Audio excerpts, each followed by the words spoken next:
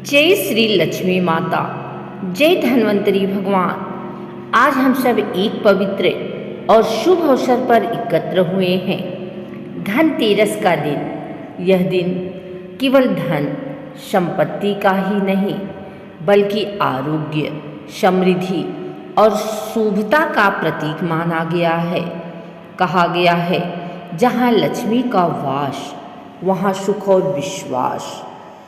आज मैं आपको सुनाने जा रही हूँ धनतेरस की संपूर्ण पूजा विधि, वह भी स्टेप बाय स्टेप। आइए सुनते हैं धनतेरस की संपूर्ण पूजन विधि।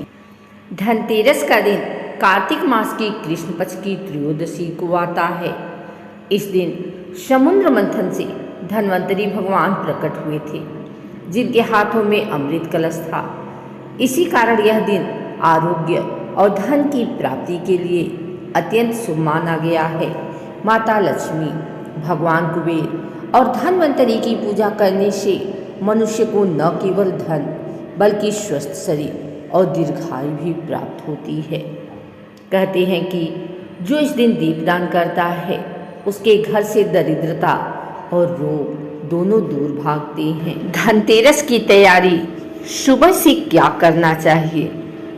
प्रातः स्नान के बाद घर की संपूर्ण सफाई करें। मुख्य द्वार पर गोबर या गेरू से सुंदर चौक बनाएं। द्वार पर आम या अशोक के पत्तों का तोरण लगाएं।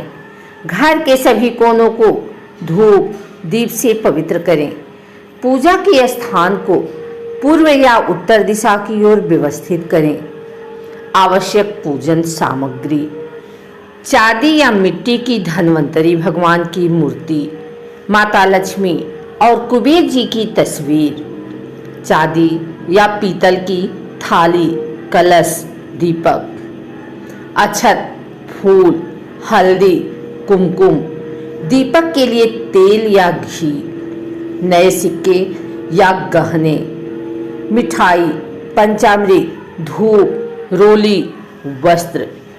शुभ मुहूर्त: धनतेरस की पूजा संध्या काल में की जाती है, जब सूर्य अस्त हो चुका हो और घर में दीप प्रज्वलित किए जाएं। संध्या के समय लक्ष्मी जी का आगमन माना जाता है।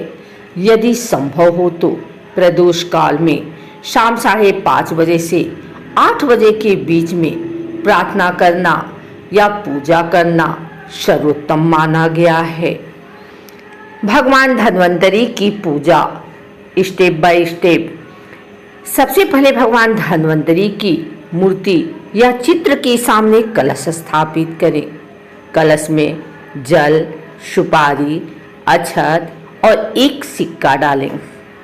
भगवान धन्वंतरी को फूल, धूप, दीप, नैवेद्य अर्पित करें और निम्न मंत्र बोलें: ओम नमो भगवते धन्वंतरे अमृत कलश हस्ताय सर्वभय विनाशाय सर्वरोग निवारणाय नमः।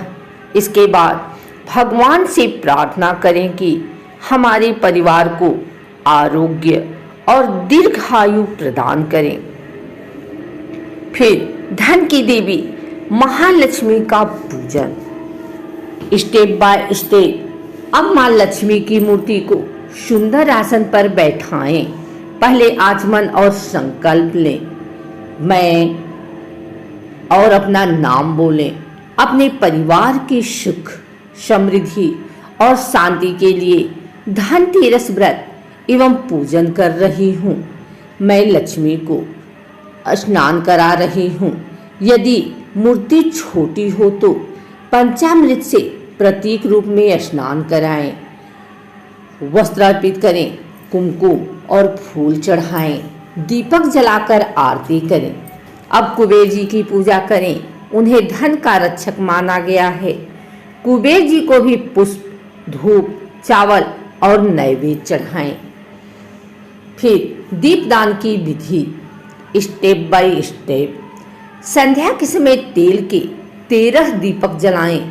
घर के प्रत्येक कोने में, विशेषकर मुख्य द्वार, रसोई और तुलसी के पास दीप रखें। दक्षिण दिशा में यमराज के नाम से एक दीपक जलाना न भूलें।